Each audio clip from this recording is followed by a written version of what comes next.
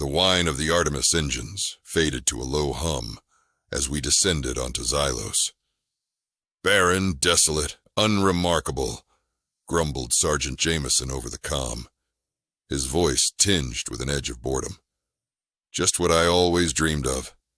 I pasted on a smile, though, truth be told, I felt a familiar prickle of unease. Another dead world, another abandoned outpost. The job was routine. Salvage what remained. Pack up. Move on. There was nothing special about Xylos, at least not at first glance. It was a shattered world, a giant asteroid torn and twisted by some ancient catastrophe. Jagged orange cliffs pierced the perpetually dusky sky, and a thin, rusty-smelling atmosphere clung to the ground like a shroud. The silence was the most unsettling part. No wind, no animal sounds, not even the faint hum of life. Just the clang of our boots on the metallic dust.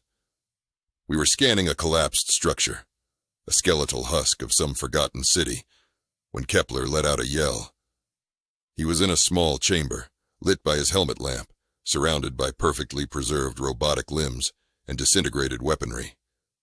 In the center, sealed tight, was a massive metallic door pulsing with an eerie, azure light. "Captain, you have to see this!"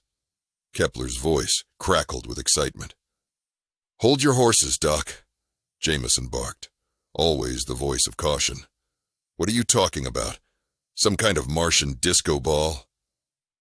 Kepler was already firing up his sonic probe, running it across the surface of the door. A few clicks and whirs later, the air shimmered with ghostly images, spectral figures, beings of darkness and writhing shadows, danced across the chamber walls.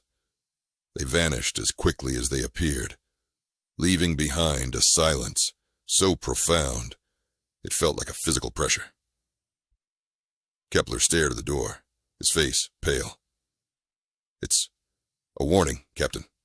It showed me things, nightmares, an unspeakable evil." "Nightmares?" Jameson scoffed. "Maybe the dust got to him, Captain. Best we pack up, head back to the ship."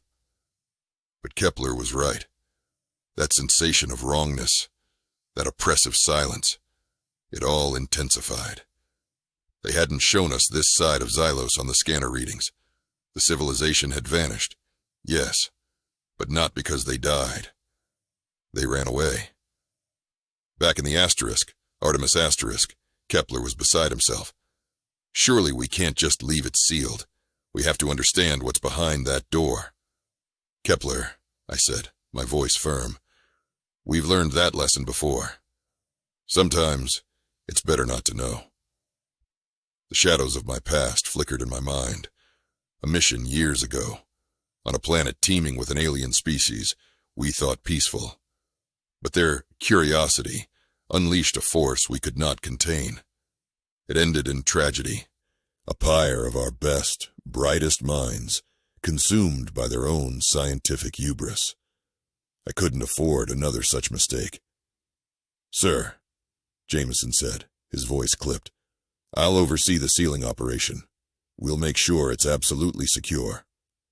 I nodded, my eyes fixed on the desolate alien landscape below. Some things were best left undisturbed, silenced, forgotten. "Burn the coordinates," I ordered. "Xylos is officially off limits. Consider it a tomb for whatever horrors it holds." The fire of the engine seemed to roar in protest as the Artemis asterisk left Xylos behind, a silent monument to our caution. As we ascended, a cold wind, carrying whispers of the unknown, swept through the shattered city. But below, the pulsating light from the sealed door intensified, throwing grotesque shadows that danced on the desolate landscape, their silent laughter echoing through the void.